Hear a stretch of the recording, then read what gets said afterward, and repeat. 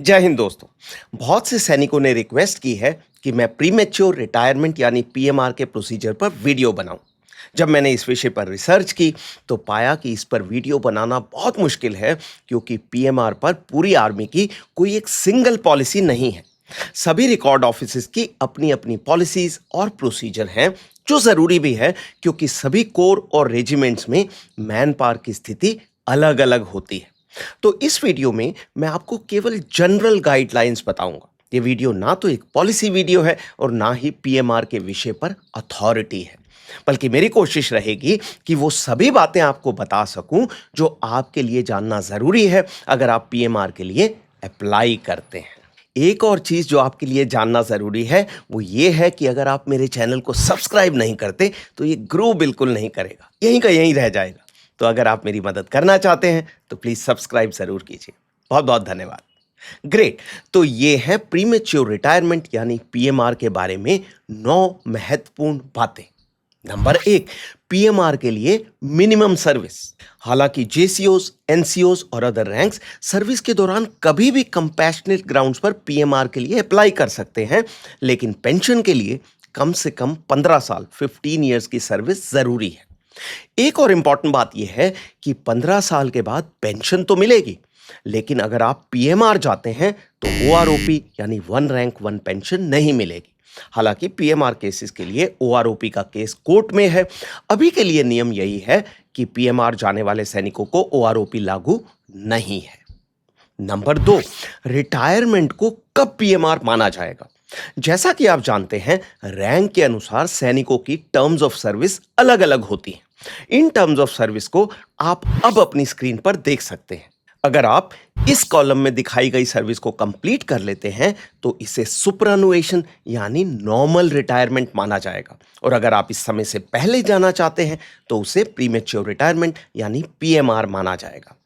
एक और इंपॉर्टेंट बात, अगर आप 2 साल का एक्सटेंशन लेते हैं और फिर 2 साल से पहले छोड़ना चाहते हैं तो उसे भी पीएमआर माना जाएगा। इसलिए मेरा सुझाव है कि आप 2 साल का एक्सटेंशन तभी लें अगर आप श्योर हैं कि आपको सर्विस करनी है। अगर एक्सटेंशन ले ली और 2 साल पूरे ना किए तो नुकसान होगा, क्योंकि ओआरओपी नहीं मिलेगी। नंबर 3, पीएमआर और एमएससीपी का संबंध। इस विषय पर भी मेरे पास बहुत से सवाल आए हैं। तो दोस्तों, पीएमआर और एमएससीपी का कोई ताल्लुक नहीं है। हाँ, अगर आप प्रमोशन या प्रमोशन कार्डर के लिए मना करते हैं तो एमएससीपी नहीं मिलेगी, लेकिन अगर आपको पहले से कोई एमएससीपी मिल चुकी है तो उसे वापस नहीं लिया जाएगा अगर आप पीएमआर जाते हैं तो भी। नंबर 4, रिश्तेदारों के लेटर। रिकॉर्ड ऑफिसेस में बहुत से लेटर आते हैं जिसमें सैनिक की पत्नी या माता पिता पीएमआर के लिए रिक्वेस्ट करते हैं। रिकॉर्ड ऑफिसेस ने क्लियर किया है कि रिश्तेदारों के ऐसे लेटर्स को कंसीडर नहीं किया जाएगा। नंबर 5, इन केसेस में पीएमआर नहीं दी जाएगी। ऐसे 4 केसेस हैं जिनमें सैनिक को पीएमआर नहीं दी जाएगी। वो 4 केसेस इस प्रकार हैं। अगर सैनिक का डेबिट बैलेंस है, उसका केस तभी कंसीडर किया जाएगा जब रिकवरी कंप्लीट हो जाती है और डेबिट बैलेंस खत्म हो जाता है।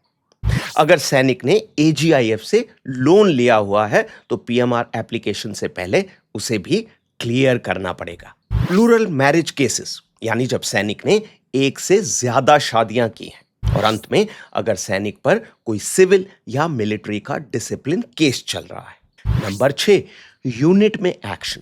तो दोस्तों, पीएमआर का पहला स्टेप है कि सैनिक पीएमआर की एप्लीकेशन यूनिट ऑफिस में सबमिट करेगा।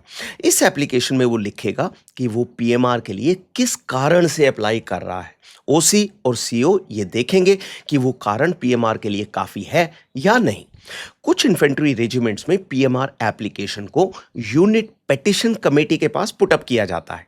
यूनिट पेटिशन कमेटी एप्लीकेशन को कंसिडर करती है। अगर जरूरत पड़े तो वो सिविलियन अथॉरिटीज या जिला सैनिक वेलफेयर ऑफिस को लेटर लिखते हैं, ये कंफर्म करने के लिए कि सैनिक ने जो रीजन दिया है, जैसे माता पिता का बीमार होना या जमीन के मसले, क्या वो सही है या नहीं। कमेटी ये भी देखती है कि यूनिट में उस ट्रेड की मैन पावर की स्थिति क्या है। यूनिट में ये सब एक्शन होने के बाद अगर सैनिक की एप्लीकेशन को उचित पाया जाता है तो एप्लीकेशन को सीओ की रिकमेंडेशन के साथ रिकॉर्ड ऑफिस में भेज दिया जाता है। नंबर 7, रिकॉर्ड ऑफिस में एक्शन। रिकॉर्ड ऑफिस में एप्लीकेशन को फिर से चेक किया जाता है। रिकॉर्ड ऑफिस ये भी देखता है कि उस ट्रेड की मैन पावर की ओवरऑल स्थिति क्या है। अगर सैनिक के द्वारा दिया गया कारण उचित है और मैन पावर की स्थिति सही है, तो रिकॉर्ड ऑफिस पीएमआर को अप्रूव कर देता है।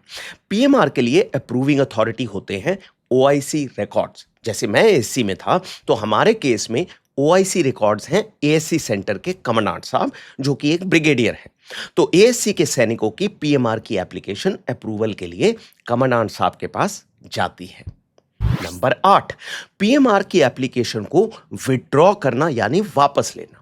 क्या सैनिक पीएमआर सैंक्शन होने के बाद एप्लीकेशन को वापस ले सकता है? बिल्कुल ले सकता है, लेकिन मेरा सुझाव है कि जहां तक हो सके सोच समझकर एप्लीकेशन जमा करनी है, नहीं तो डबल फटीग होगी। पहले पीएमआर की अप्रूवल के लिए संघर्ष करना पड़ेगा और फिर पीएमआर को कैंसिल करने के लिए। और पीएमआर कैंसिल करने के लिए अथॉरिटी कौन होंगे, यानी कौन ऑफिसर पीएमआर सैंक्शन होने के बाद उसे कैंसिल करने का अप्रूवल देंगे। तो दोस्तों, अगर सैनिक ने सेंटर में डिस्चार्ज ड्रिल के लिए रिपोर्ट करने से पहले पीएमआर कैंसिल करने की एप्लीकेशन दी, तो उसे ओआईसी रिकॉर्ड से सीनियर ऑफिसर के पास भेजा जाएगा। और अगर सैनिक ने ऑलरेडी सेंटर में डिस्चार्ज ड्रिल के लिए रिपोर्ट कर दिया है, तो पीएमआर कैंसिल करने की अथॉरिटी होंगे ओआईसी रिकॉर्ड्स। और अंत में नंबर 9, फाइनल डिस्चार्ज ऑर्डर। अगर पीएमआर अप्रूव हो जाती है, तो record office final discharge order issue करेंगे। अगर सैनिक शेप 1 है, तो डिस्चार्ज के लिए 8 महीने दिए जाएंगे, और अगर लो मेडिकल कैटेगरी है तो 10 महीने का समय दिया जाएगा। ये पीरियड अलग अलग रिकॉर्ड ऑफिस के लिए अलग अलग हो सकता है। तो ये था पीएमआर का प्रोसीजर। पीएमआर एप्लीकेशन का फॉर्मेट हर कोर और रेजिमेंट के लिए अलग अलग हो सकता है, वो आपको यूनिट ऑफिस से लेना पड़ेगा। जय हिंद।